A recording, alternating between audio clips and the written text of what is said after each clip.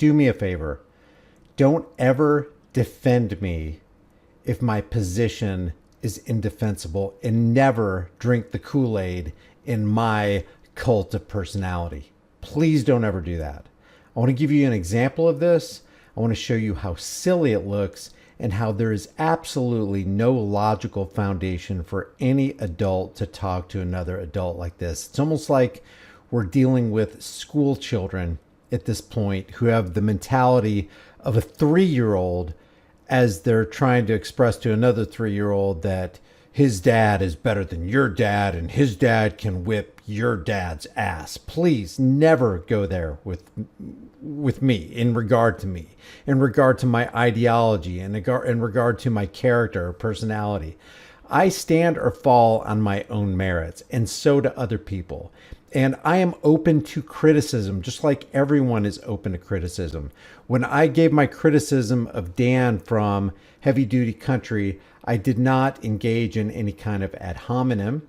I did question his genuineness. And one thing I didn't say in this video right here is, how can we trust a guy who, after one full term of Donald Trump, Operation Warp Speed, I like taking the guns first, due process second, red flag gun confiscation law, was bailed out by the Zio International Banking Cartel, oversaw one of the biggest power and wealth transfers in world history, $6.2 trillion, most of which went to the big pharma industrial complex and enriched already super rich, wealthy billionaires. How, after a first term like that, could you be hoodwinked into voting for the same guy in the second term? And how in 2025 can you continue to argue voting for the lesser of two evils, not fully realizing that you're still advocating for voting for evil? Do you really vote for evil? Do you really support evil, even if it's the lesser evil? If you went to a restaurant and there were two choices on the menu, poop soup or turd sandwich, would you actually pick one? Or would you do the logical adult thing, employ your critical thinking and go, poop soup, turd sandwich, I don't want either. Consuming either of them will give me a bad case of something and I'll probably die. Why can't that be an option? So please never do what I'm about to demonstrate somebody did in their defense of Dan. And it's kind of embarrassing. If I ever saw somebody argue like that, Brian's great and you suck. If I ever saw anybody arguing like that for me, I don't know. I think I would feel a shade of embarrassment. This True Patriot guy says, I think that's Dan from Heavy Duty Country, is great. I think you're not. This isn't about Dan, and this isn't about me. This is about what Dan believes, what he promotes, what he supports, what he tells to his almost 1 million member audience on YouTube. For years, this guy's been telling you how great Donald Trump is, how he's going to change the country, how he's going to make America great again. And then Donald Trump turns around time and time and time again and continues to thrust the dagger in. And then when that's not enough, he thrusts a spear in. And then he puts a sword in your back. And people continue to bow down and lick this guy's boots.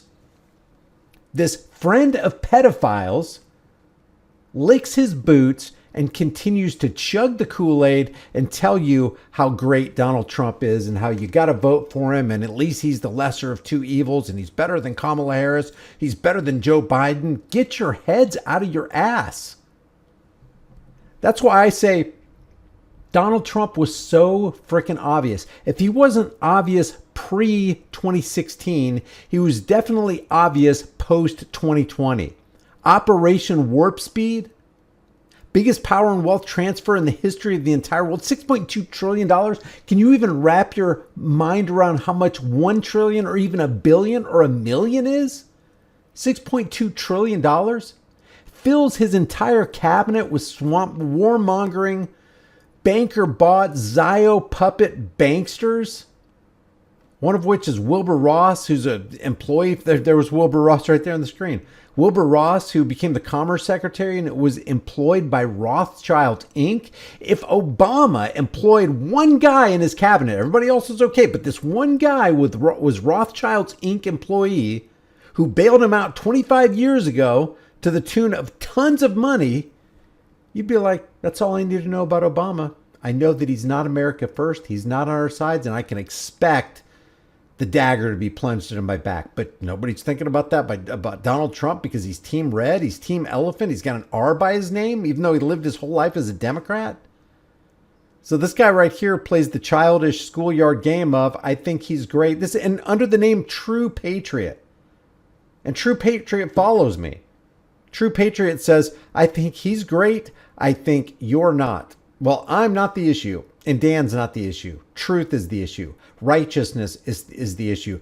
Doing what is right, being a good person, having a moral character, standing on and not moving away from principle, that is what matters. Not who Dan is, or who Brian is, or how great you might think I am.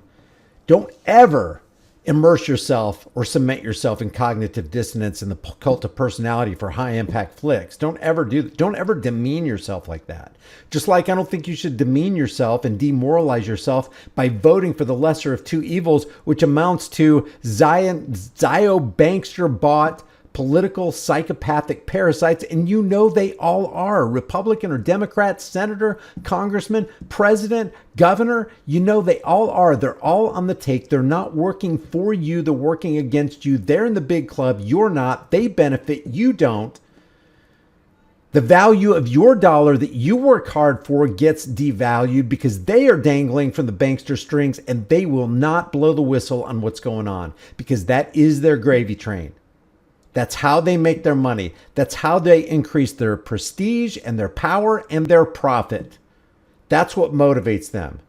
And so I just said to this guy, it's great voting for somebody who's pro-gun restrictions like Donald Trump is, protects pets like Donald Trump does, shuts down the country. Remember, he took credit for shutting down the country and saving America from the convid 1984 by George Orwell as he enriched the big pharma industrial complex, the prison industrial complex, and the military industrial complex, and shoveled boatloads of money over to Israel. Hell, that is not your friend. That is not America first.